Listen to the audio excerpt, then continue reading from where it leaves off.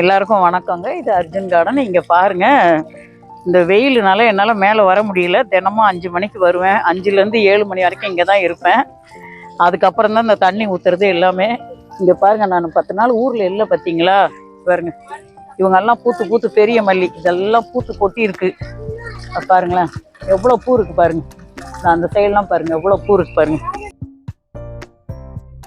இருவாச்சி தாங்க செமையாக பூத்து கொட்டி இருக்கு.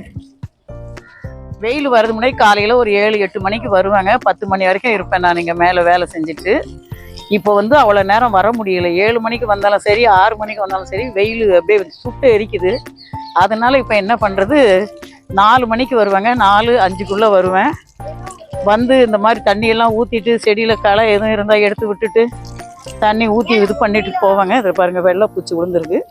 இது தண்ணி ஊற்றி நம்ம கழுவுனோம்னா போயிடும். நிறைய ஆக முன்னாடி கழுவணும், இல்லைன்னா அதிகமாக குத்து குத்தா ஆகிடும். காய்க்கு வந்திருக்கு. அதாங்க நம்ம செடியை கெடுக்குது.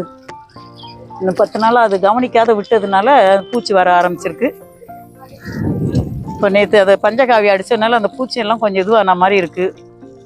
பாருங்கள், எடுத்த சுத்தம் பார்த்தீங்களா? அதில் அந்த ஒரு பகுதி கிழங்கு மட்டும் தானே எடுத்தேன். அதை அப்படியே விட்டதுனால திரும்பி அந்த கிழங்கு எவ்வளோ வந்திருக்கு பாருங்கள். இந்த லெமனை பார்க்குறதா அந்த கிழங்கை பார்க்குறதான்னு தெரியல. அதனால 2 பேரும் போட்டி போட்டு ஒன்று ஒன்றா காய்க்கிறாங்க. இதில் இப்போ 4 காய் கிடக்குங்க. லெமனு 6 காய் கிடக்கு. நிறையவே இருக்குது. 6 நிறையவே இருக்குது. இந்த சைடெலாம் இருக்குது.